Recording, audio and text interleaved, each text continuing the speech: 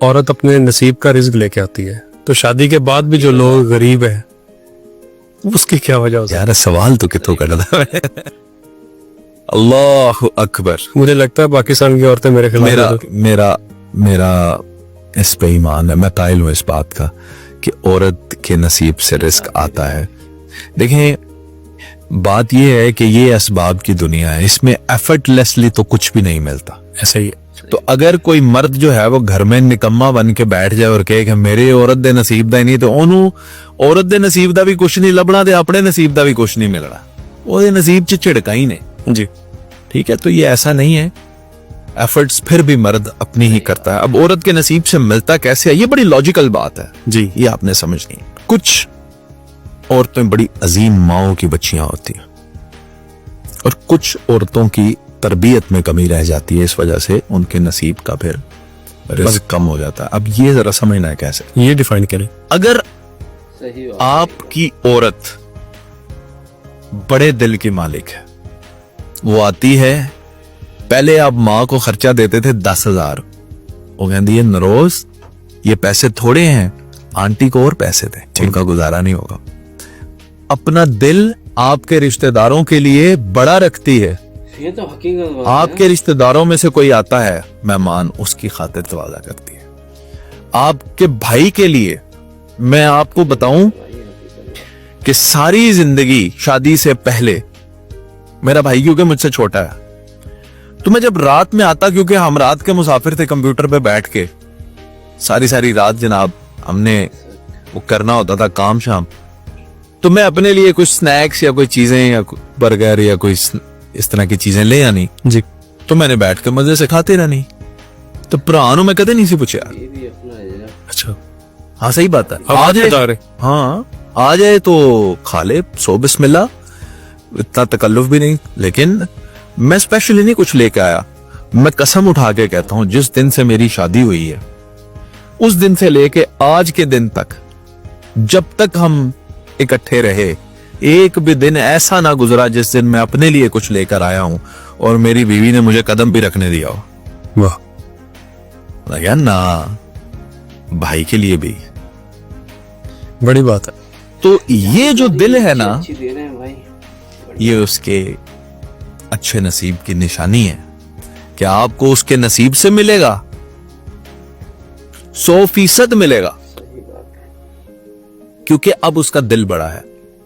अब सिर्फ आप अपने दस्तरखान को वसी करते हैं उसके आने से, आपकी तरबियत होती है। माँ के साथ क्या सलूक करना है वो आपको बताएगी, वालिद के साथ, भाइयों के साथ, अपने रिश्तेदारों के साथ आप कैसे पेश आए, सखावत कैसे करें, ये मामलात कैसे करें, आपको वो बताएगी। जब वो आपको ये सारी बातें आपसे खुद करवाएगी, इसका मतलब है वो बड़े दिल की औरत है, तो आपका रिस्क बढ़ेगा। इसे कहते हैं औरत के नसीब का मिल जाना।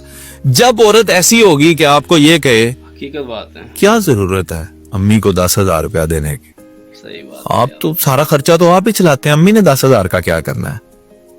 आ गई आप हमारे, ये नहीं हो रहा, हमारा गुजारा नहीं हो रहा, ये जो रोना, पंजाबी जी कहते हैं रोना ही पाई रख दे, ये नहीं पूरा हो रहा, वो नहीं पूरा हो रहा, हर वक्त नेगेटिविटी, उससे भी मामलात खत्म कर दो, उससे भी ताल्लुकात खत्म कर दो, उसको भी कुछ नहीं देना, उसने हमारा ये कर दिया, भाई से आपको मुतनफर कर दे, सब जगह वो नेगेटिविटी फैलाओ।